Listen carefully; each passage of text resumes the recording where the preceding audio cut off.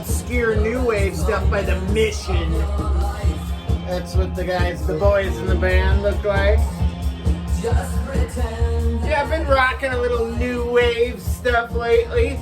And to the dismay of all you hard rockers out there that follow Cosmic Vinyl, there will be a new wave 80s alt rock video coming up soon.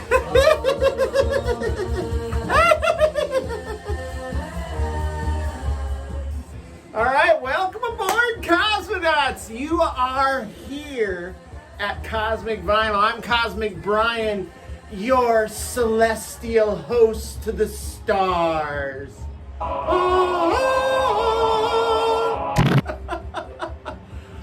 yes, say farewell to the old Beardsley Prince here because the beard is going away. Now that it's hot, it's really bothersome, and time to let it go. It was just a phase. He was going through a phase, Vinyl Community. Cosmic Brian was phasing, as always. Just like I'm going through kind of a new wave phase now. But I've got some great hard rock over here to show. This is what we like to call here at Cosmic Vinyl a Far Out Finds video. You understand what I'm saying? It's Far Out Finds time, Vinyl Community. Alright, let's get on with a little Big Chug though. Hey, what do you guys think about the Big Chug? Waste of time or is it fun, man? I mean, I think it's fun, and I also enjoy a cold beverage like nobody's business. Let me know in the comments if you think the Big Chug is a stalwart of the Cosmic Vinyl video catalog, if it should stay or should it go. Is it a waste of is it a waste of time? Alright, here we go. It's a toast to all you out there who enjoy a cold brew on a warm day. Or a warm doobage on a cold day. Here we go, down the hatch. Oh, yes, my good friend, of course. Good stuff. All right. So let's get into the vinyl here. Got 5 records to show. First one. One I've been looking for a little while to complete the Rainbow collection. This is Rainbow Down to Earth. Released in 1974 on Polydor Records. This is kind of like the odd man out of the Rainbow albums, mostly because, I mean, you've got all your usual suspects. You've got Richie Blackmore on guitar, you got Cozy Powell on drums, Roger Glover on bass, Don Airey on keyboards, but for vocalists, you've got Graham Bonnet, and Graham only sang on this one album. But man, I tell you what, man, he did it up right. I freaking love Graham Bonnet's vocals on this. Speaking of odd man out, though, if you look at the pictures of the band, let me see if we've got the evidence here. All the other guys in the band have long hair, right? But then you've got old Graham right there, right? Graham Bonnet. Sporting a kind of a James Dean kind of look, right? Well, no matter what he looks like, man, I mean, the guy actually was, before he signed on to be the vocalist for Rainbow, he was like more of an R&B kind of jam guy, you know? And but man, he decided to cut loose, and he's got that killer rock and roll vocal. And I feel like, and I'm gonna make a bold statement here, Vinyl Community. You can crucify me in the comment section all you want, but I put this album right up there with anything by Rainbow. Yeah, that's right, I said it. Even including like Rainbow Rising and Long Live Rock and Roll. That's a great sounding album, man. You've got a couple of hits that came off of that album. You've got since you've been gone. You've also got All Night Long. I love this album, man, and I wish that Graham would have stuck around a little longer, but again, being the odd man out, I seen an interview with him on MTV. It was a long time ago, back in the day. He literally said he was let go from the band for having short hair. In fact, Richie Blackmore went to such great lengths to keep Graham Bonnet from cutting his hair that he actually had somebody watching him, like guys from the crew, keeping him from going and getting his hair cut because he wanted his hair to grow long. And that eventually cost him his job as the singer for Rainbow. How shitty is that, man? I mean, I challenge you, Vinyl Community. Stream this or pull it from your collection and listen to it. Graham Bonnet is a great vocalist. As you can tell, I'm a bit of a Graham Bonnet fan. So, yeah, check it out, man. Definitely cool. Now, this next record I picked up, not this last weekend, but the weekend prior, I picked up at the, not the St. Louis record show, but the Illinois record show, and it was this Mick Ronson, Slaughter on 10th Avenue. So I'm sure everybody by now has probably seen the David Bowie documentary, Moon Age Daydream. I watched it for the first time last week, and I watched it twice in a row because it just blew my mind, man. I love Bowie, and now I'm like rekindled again. I'm trying to fill in the gaps in my David Bowie collection. I want to do a David Bowie video. And Mick Ronson was a huge part of that early sound of David Bowie, and he contributed so much to the Spiders from Mars band.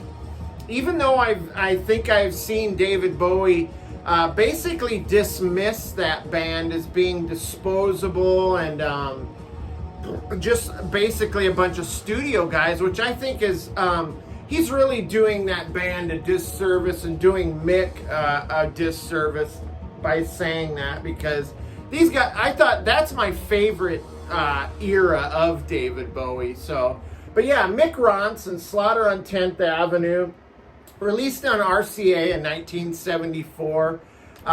Some of it sounds a little Bowie-esque, but then there's other stuff that Mick wrote or arranged. He was a really great arranger, man. He could, in fact, that was one of the things he brought to the table in the Spiders from Mars. But yeah, there's a song on here called After Dark, or Only After Dark, that was covered by this band, which is the Human League, on this album, Travelogue. It's a great version, man. It's kind of a toss-up for me which one I like the best. They're both great songs. You'll have to check them both out and tell me what you think. But yeah, I dig this, man. I mean, at times, like I said, he sounds like Bowie. But man, I really think that he was a huge part of Bowie's, rise to the cream of the crop, man. Love this, man. Kind of a little bit all over the place, but still a good album to have. Great listen, man. I dig it. And that cover, I love Mick, man. Look at Mick. The Mick Man. Love it. Check it out. Now this next album, moving into a little heavier territory, Vinyl Community, and that's the Rods. The Rods. This one's called Wild Dogs. Check that great cover art out, man. The what is that? Cerebus or Cerebus? I think that entity of the three-headed dog is called Cerebus or something like that. I can't remember. But yeah, released in 1982 on Arista Records. There's some great pics of the band on the back there, man. This is just straight ahead, down and dirty rock and roll, man. This power trio that could, they're a power trio, but they could possibly beat up any 6 to 8 member band in a street fight. But yeah, heavy hard rock in the vein of like an AC/DC, Crocus, Helix, those type of bands. I get this edgy, like late 70s vibe from this, man.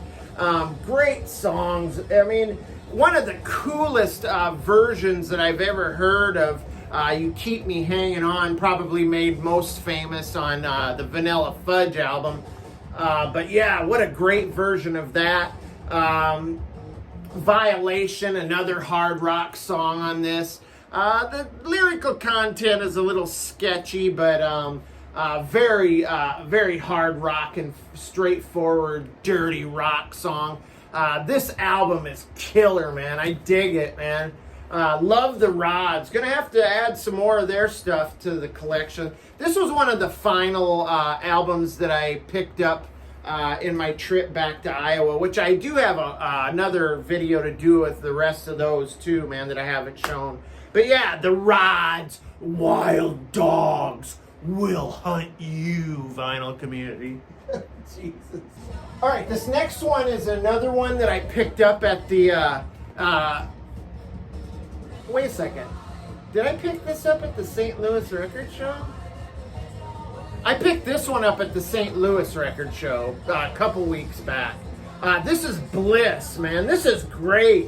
Released in '69. This is an Outsider reissue. I think I have a few of these Outsider reissues, and they're great. They make their labels kind of have it's like a poor man's version of a Vertigo swirl. But yet, very cool. Yeah, I love this, man. This is like a great mix of like blues rock and psychedelia. Raw, hard fuzz-wah guitars on this, man. Power drumming. There's a song on here called Cry of Love that strangely reminds me of the Zombies' Time of the Season. It has that same kind of chord progression. Still a great song. There's lots of goodies on here, man. The first track, Ride the Ship of Fools, just a great opener. Another song called Visions that is cool as hell. Shades of Blue Cheer on this. Cream.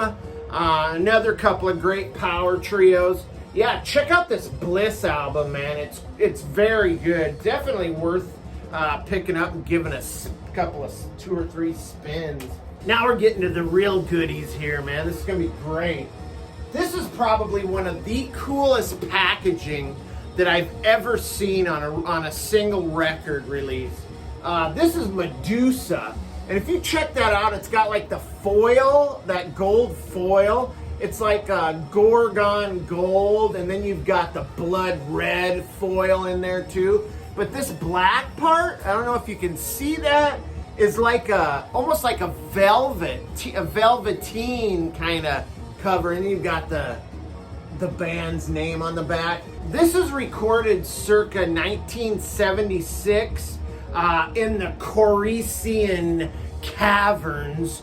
I know that sounds like a cool place, but it was actually the drummer of the band's basement in Chicago, Illinois, recorded on a reel-to-reel. So it's kind of a lo-fi affair, but this reissue is fantastic, man. Very cool record. I love this, man. Numero Group knows how to do it upright. That's who reissued this. You've got a great gatefold there with the band and the big pentagram there. I love this. This is I first came across this album when I got this double. This is also Numero Group right here. This is a comp called Dark Scorch Chronicles, and you can actually see the Medusa logo up here, and in many other bands. Lots of like Dungeons and Dragons type 70s proto metal on this. But that's the first time I came across Medusa. Although I did see some other Vinyl Community people show it. But check out this, man. It comes on this really cool, like, orange vinyl. Really, it's like a transparent orange. Got another pentagram on the back there. Absolutely stunning, man. Very impressed by the packaging. Now, these guys are a little bit amateurish, but I gotta tell you, man, they throw in some really proggy psychedelic guitar stuff that just blows me away. And the color scheme on the album was meant to be red and gold like that. It was kind of as a tribute to and to kind of go along with the color scheme and the design of the band's stage props and decor for their live sets. Which, God, I would love to have seen that. That would have been great. But I get this vibe of these guys, these, like, you know, potheads sitting in their basement, friggin' basement filled with pot smoke and candles lit as they're composing these cannabis-driven tunes. I friggin' love it, man. Very moody, kind of stony stuff. There's, like I said, a little bit proggy in sparts. A little bit proggy in parts. Some space rock vibes to it as well. It kind of starts off a little slow, but once it gets past the first couple songs, it's up and running. Side 2 is the banger. Check out this Medusa, man. And again, man, if you want a record that would look great in your collection, you cannot beat this, man. This is killer. Love it. Great album. All right, that's our Far Out Finds vinyl community and YouTube. So happy you stopped by, man. Like I said, got some ideas cooking here. Got a little 80s new wave alt rock thing coming up. Got some other stuff in the works as well, so stick around. And if this is your first time here, do us a solid, man. Hit that subscribe button, man. Be a part of a movement, of a transitioning people, of a mission. Join us in our mission. Jesus, stop. Anyway, subscribe to the channel. Also, man, if you don't want to miss anything that me and the Perch put out, definitely hit the notification bell, man. We'll be banging on your door. Hey! Cosmic Brian's got a new video out, you dummy! Wake up! Smell the coffee! Jesus. Also, give us a thumbs up, man. We dig that. So yeah, stay cool, stay cosmic. We'll catch you guys on the next round, man. Be this weekend, man. We're gonna have a great weekend. Can't wait. Woo! Gonna miss you, vinyl community. Bye. I love you.